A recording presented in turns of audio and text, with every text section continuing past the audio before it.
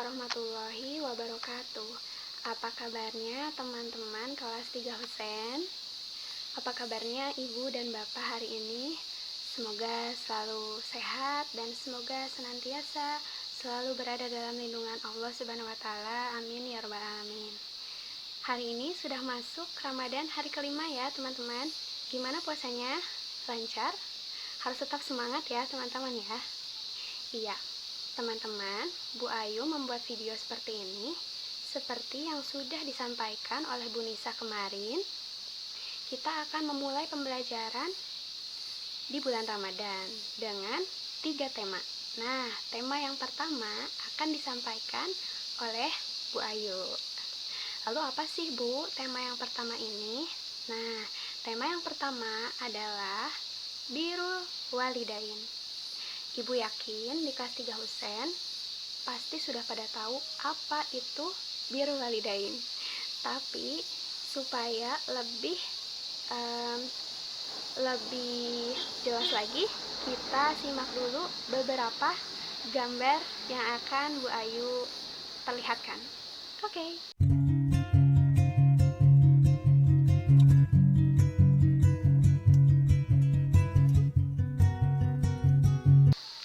Nah, kira-kira dari gambar-gambar yang sudah Bu Ayu perlihatkan tadi, apa sih itu Birrul Walidain? Oke, betul sekali. Birrul Walidain itu adalah berbuat baik kepada kedua orang tua. Jadi, Birrul Walidain itu terdiri dari dua kata. Yang pertama adalah birru dan yang kedua adalah al-walidain. Birru artinya kebajikan atau kebaikan, sedangkan al-walidain artinya kedua orang tua atau ayah dan ibu. Jadi betul sekali teman-teman, birrul walidain itu adalah perbuatan baik terhadap kedua orang tua kita. Nah, siapa coba di sini yang sudah berbuat baik kepada kedua orang tuanya? Ibu yakin kelas 3 Husen pada rajin berbuat baik kepada orang tuanya ya.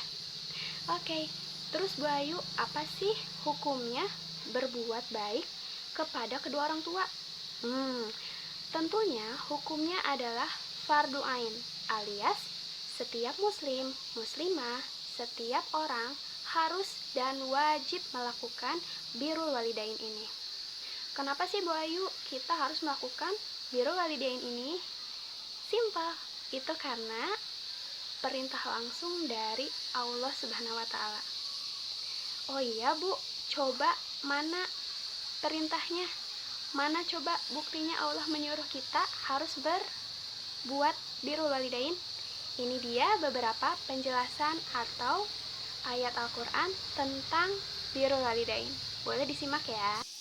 Nah, penjelasan tentang birrul walidain ini yang pertama terdapat dalam Quran Surat Al-Isra ayat 24 yang berbunyi, "Dan rendahkanlah dirimu terhadap mereka berdua dengan penuh kasih sayang, dan ucapkanlah, wahai Tuhanku, kasihilah mereka keduanya, sebagaimana mereka berdua telah mendidik aku sewaktu kecil." Kemudian, penjelasan yang lain terdapat dalam Quran Surat Luqman ayat 14 yang berbunyi, "Dan kami perintahkan kepada manusia berbuat baik kepada kedua orang tua ibu bapaknya. Ibunya telah mengandungnya dalam keadaan lemah yang bertambah-tambah, dan menyapihnya dalam 2 tahun. Bersyukurlah kepadaku dan kepada kedua orang tuamu, hanya kepadakulah kembalimu." Selain Al-Quran, terdapat juga hadis yang memerintahkan kita untuk melaksanakan birrul walidain, yaitu terdapat dalam hadis riwayat At-Tirmizi. Ridho Allah terdapat dalam ridho kedua orang tuanya, ayah, ibunya, dan murka Allah terdapat dalam murka kedua orang tuanya. Itu dia beberapa ayat Al-Quran dan hadis yang menerangkan kita harus berbuat birrul walidain. Nah, teman-teman, pasti teman-teman bertanya-tanya, "Oke Bu, aku mau melakukan birrul walidain, tapi gimana caranya?"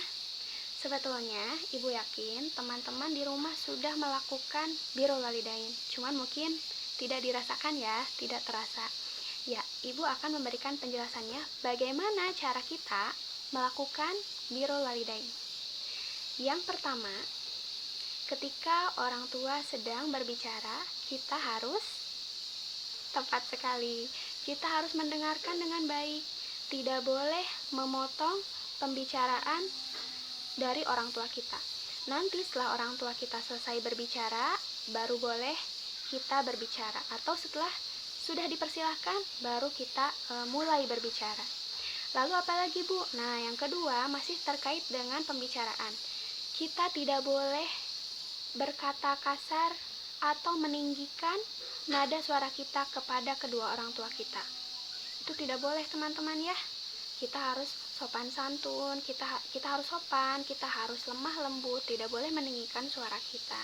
Nah, lalu apalagi Bu contoh dari melakukan birrul walidain ini? Membantu orang tua dalam pekerjaan rumah. Misalnya nih, Naila di rumahnya membantu menyapu, Safa di rumahnya mengepel, Davin misalnya di rumahnya menyapu halaman membantu ayah. Itu boleh teman-teman, itu salah satu bentuk dan contoh birrul walidain. Nah, lalu apalagi Bu yang bisa kita lakukan sebagai anak? Mengupayakan bakti kepada orang tua kita. Yang lain misalnya kita tidak berbohong kepada kedua orang tua kita. Coba Bu Ayu pengen tanya nih, kalau teman-teman dibohongi, bagaimana rasanya? Sedih? Kecewa? Tentu saja itu juga yang dirasakan oleh kedua orang tua kita apabila kita berbohong ya. Oke, jadi jangan berbohong. Lebih baik jujur pahit daripada bohong manis.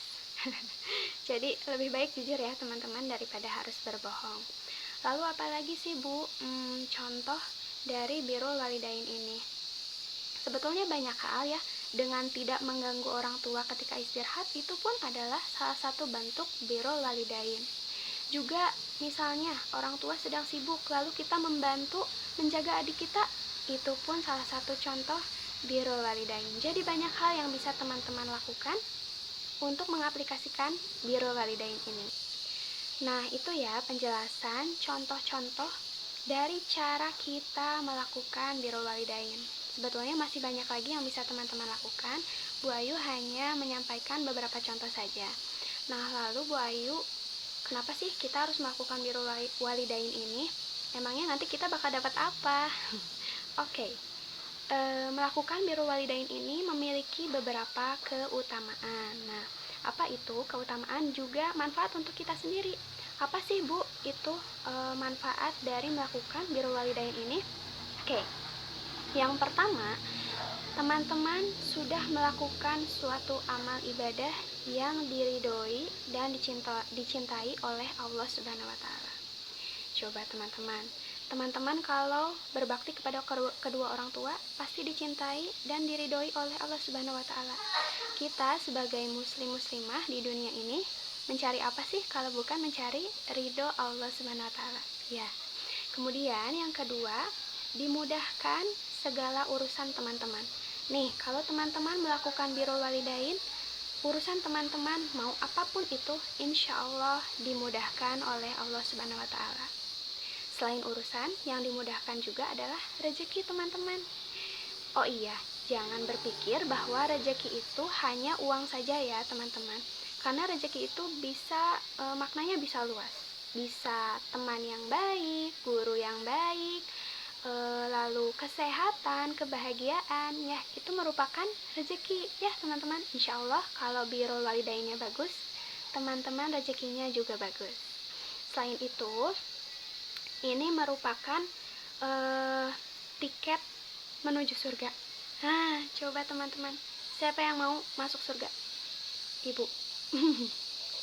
Pasti semua dari kita mau ya masuk surga. Nah, dengan melakukan birrul walidain ini, teman-teman bisa mendapatkan tiket masuk surga nih. Coba, siapa yang gak mau? Kalau mau, boleh diperbaiki birrul walidainnya ya teman-teman. Boleh dilakukan birrul walidainnya dengan lebih baik lagi, lebih giat lagi. Lalu selain itu apa teman-teman? Dosa teman-teman akan dihapuskan insya Allah ya. Karena kan tadi sesuai dengan hadisnya, ridho orang tua berada di ridho Allah berada di dalam ridho orang tua. Jadi kalau teman-teman hubungannya baik dengan orang tua, pasti Allah pun hubungannya baik dengan teman-teman. Jadi pasti dosa teman-teman diampuni, dihapuskan insya Allah. Nah, coba dari penjelasan Bu Ayu hari ini, apakah teman-teman mengerti? Apakah bisa dipahami? Semoga bisa dipahami ya, semoga bisa dimengerti tentang birrul walidain ini. Kalau ada yang belum ngerti, boleh didiskusikan nanti ya. Oke, teman-teman mungkin ini saja materi yang bisa Bu Ayu sampaikan. Semoga bermanfaat. Mohon maaf apabila terdapat banyak kesalahan. Kesalahan pasti datangnya dari Bu Ayu, dan kebenaran itu selalu dan mutlak milik Allah Subhanahu wa Ta'ala. Oke, sampai ketemu di kesempatan selanjutnya. Tetap sehat, tetap semangat, tetap bahagia. Ya. Oke. Assalamualaikum warahmatullahi wabarakatuh.